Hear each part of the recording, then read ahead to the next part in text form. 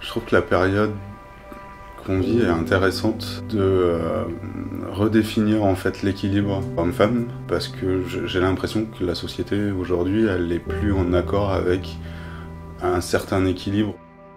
On entend plus de femmes s'exprimer sur cette question, mais en fait du coup par entre guillemets ricochet, en tant qu'homme aussi, ça nous amène à nous poser des questions sur ok, mais nous, aussi, du coup, faut qu'on réfléchisse et qu'on se positionne aussi.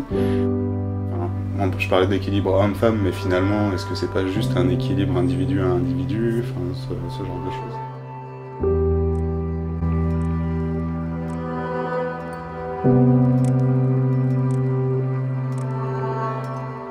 Je pense que le gros défi, c'est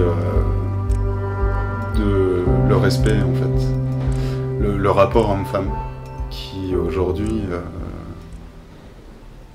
est assez violent. Ouais. Ouais.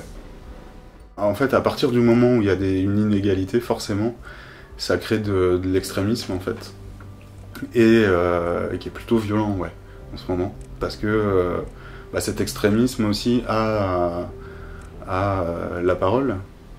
Je sais pas s'il doit pas l'avoir, cette parole, c'est pas ça que je veux dire, mais en tout cas, oui, c'est un peu difficile, des fois, de se prendre... pour moi, c'est de la haine, en fait. Et sans doute, à juste titre, en tout cas, il y a sans doute des raisons pour lesquelles les femmes qui sont dans cette démarche-là ressentent de la haine envers l'homme, mais c'est vrai que ouais, en tant qu'homme, des fois c'est un peu compliqué de recevoir ça en fait. J'essaye de me dire que c'est pas dirigé contre moi et que s'il y a aussi cette haine, c'est que elles ont dû en recevoir aussi pas mal de leur côté. Ça sert à rien de réagir de réagir à la haine par la haine, donc plutôt d'essayer de comprendre pourquoi.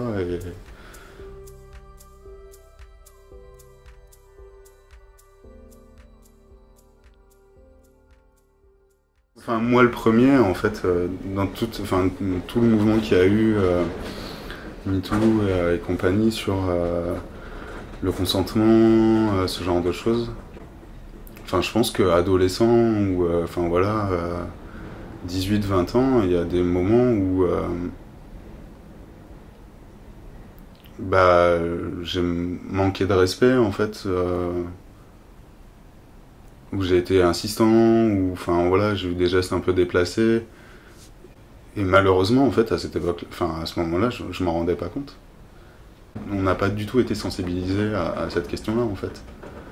Donc oui, il y a le viol, tout ça, et voilà, mais finalement, la palette, elle est beaucoup plus large que ça, quoi.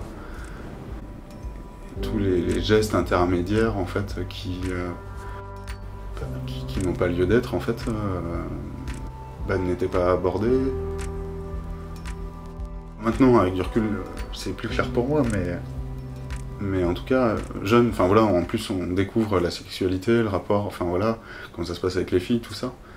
Et le jeu du je t'aime moi non plus, ce genre de truc, et du coup, c'était compliqué de se positionner.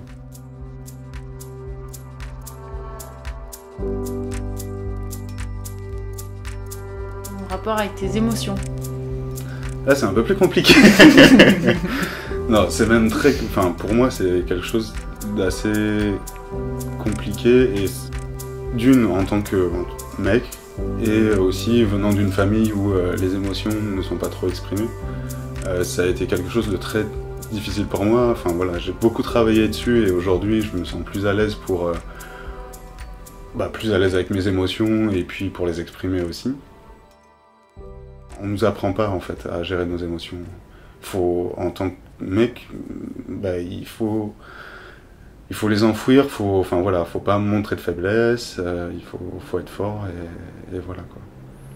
Donc j'ai été obligé de faire un gros travail sur moi, une psychanalyse, vraiment d'aller chercher au fond, en fait, et d'apprendre à exprimer, parce que du coup, d'une, il y a le travail introspectif, mais il y a aussi, du coup, ça passe par la parole avec le psy, et du coup, au tout début, Bonjour. je savais pas ouais, voilà, c'est ça. Vous êtes là pourquoi? Je savais pas trop quoi dire, quoi. Petit à petit, voilà, j'ai appris en fait à verbaliser les choses, et ça fait du bien, quoi. Et ça fait du bien pour soi-même, et ça fait du bien aussi dans les rapports aux autres. Il y a une vieille image qui, enfin, si tu vas voir un psy, c'est que t'as un problème psychologique, c'est que t'es malade. Non, t'as juste envie de devenir meilleur, en fait, d'être plus en accord. Enfin, ma démarche était d'être plus en accord avec moi-même.